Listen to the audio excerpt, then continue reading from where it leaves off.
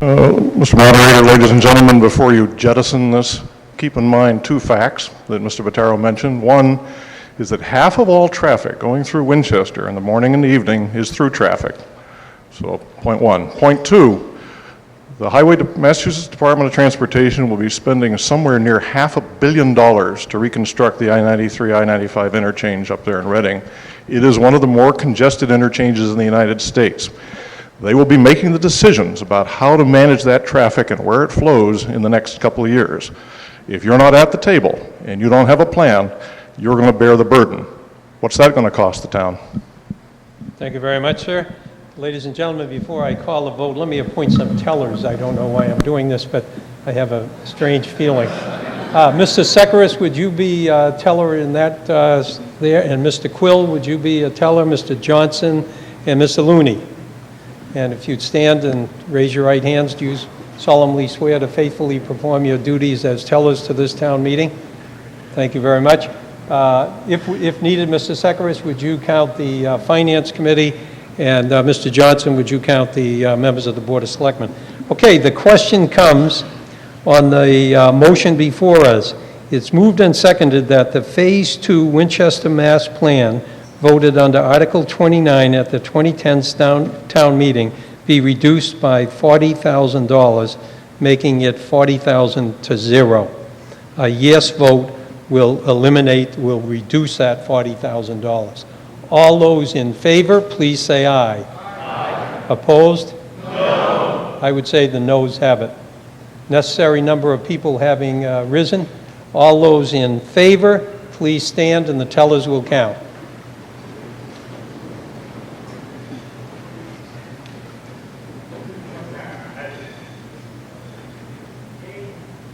How many? 8. 11.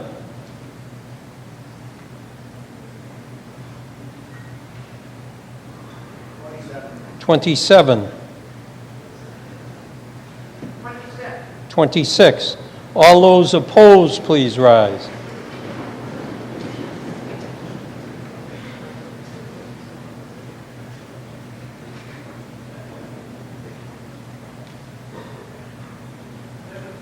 $17.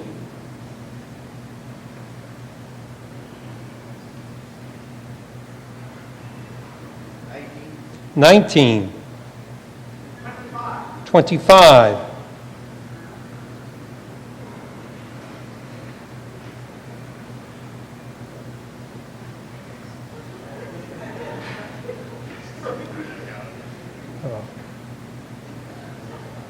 1 teller fell asleep.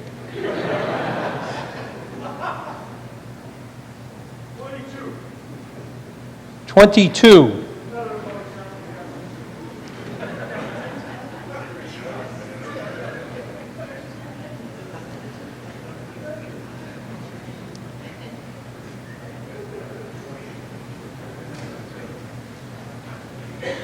72 having voted in the affirmative, 83 in the negative, the motion fails.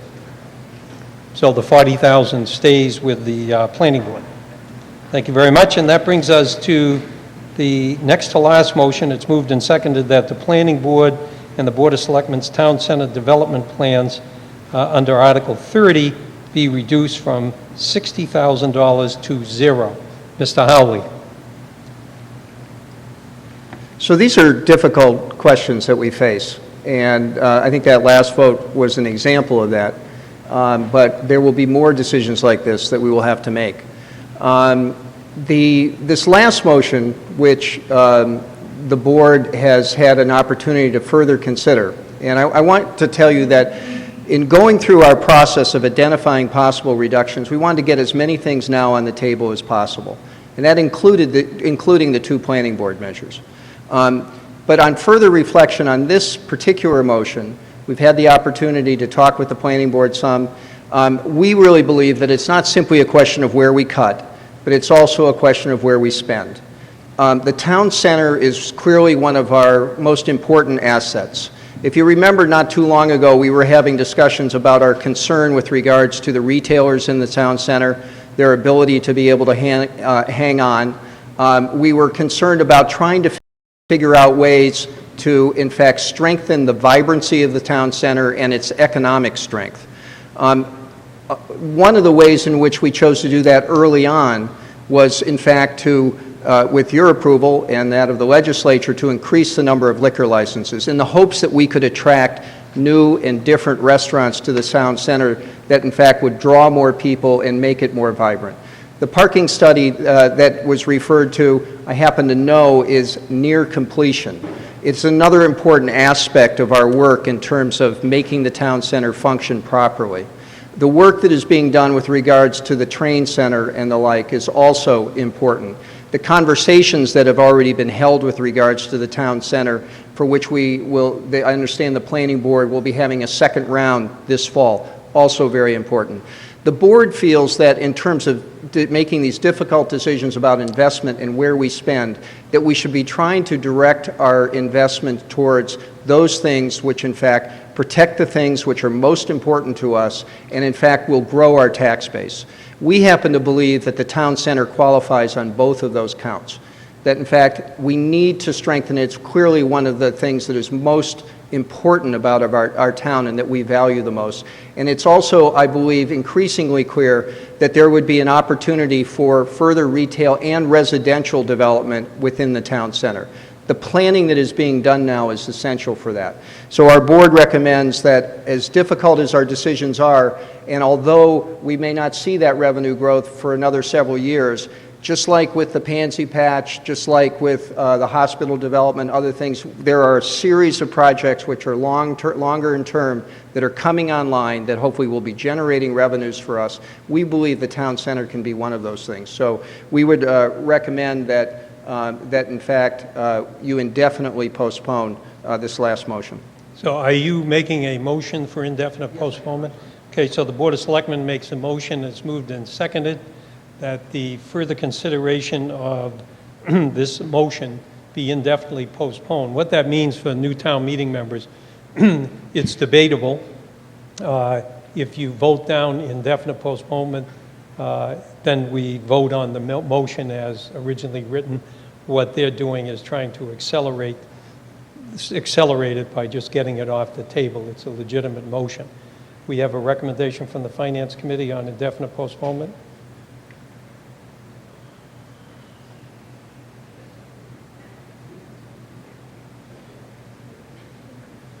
Apparently, they're a democracy.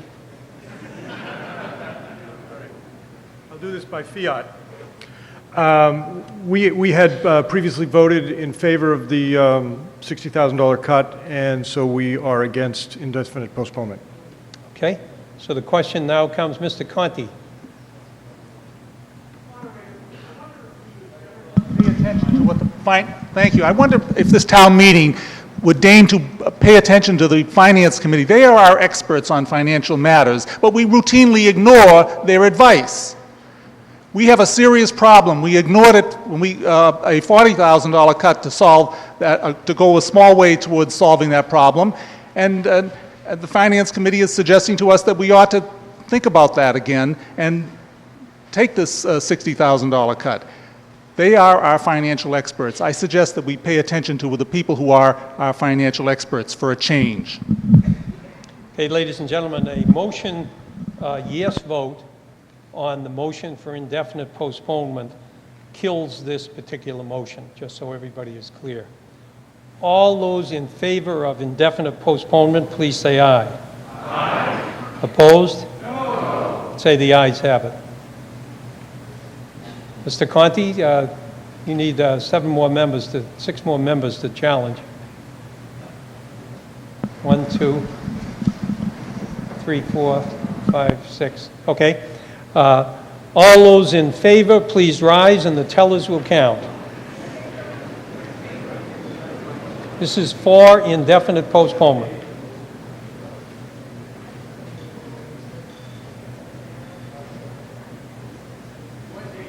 20, 22,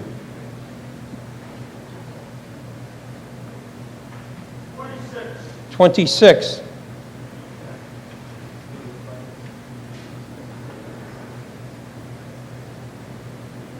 34, 35. All those opposed, please rise.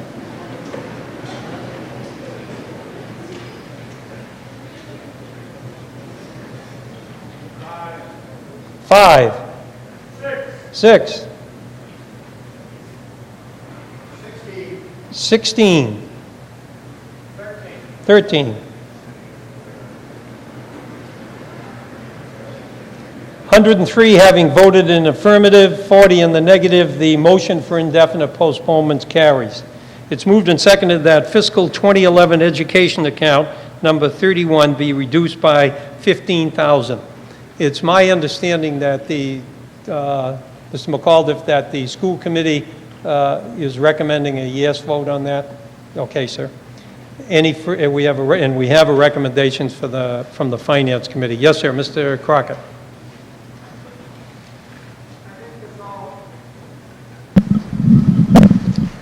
I think all of this is very difficult, as you point out, Mr. Moderator. $34,563,000. 10% of that would be $3,456,300.